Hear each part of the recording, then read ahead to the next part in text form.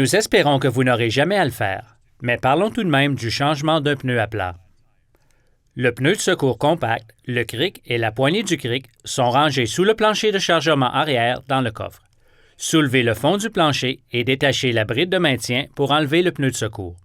Vous pouvez maintenant retirer ensemble le cric et la clé à écrou de roue. Tournez la vis du cric vers la gauche pour libérer la clé à écrou et enlever la clé de l'assemblage du cric.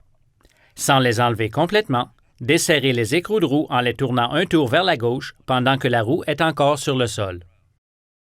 Assurez-vous d'être garé sur une surface solide et plate, loin de la circulation. Évitez la glace et les endroits glissants. Assurez-vous également que le démarreur est désactivé, que les feux de détresse sont allumés et que le frein à main est bien serré. Il est aussi recommandé de bloquer l'avant et l'arrière de la roue diagonalement opposée à la position du cric. Par exemple, si vous changez le pneu avant droit, bloquez la roue arrière gauche. Il y a une zone de levage à l'avant et à l'arrière de chaque côté du véhicule.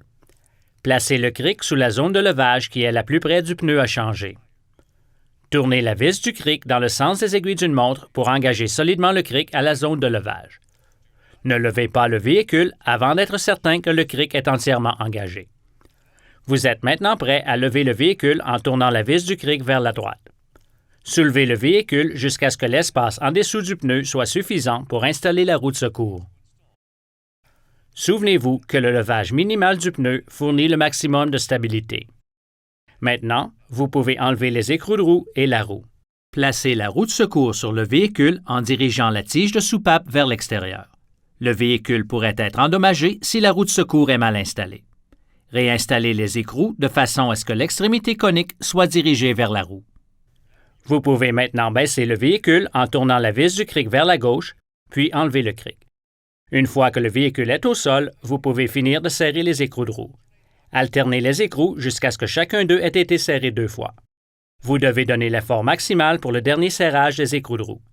C'est toujours une bonne idée de vérifier le serrage avec une clé dynamométrique chez votre concessionnaire autorisé ou à une station-service.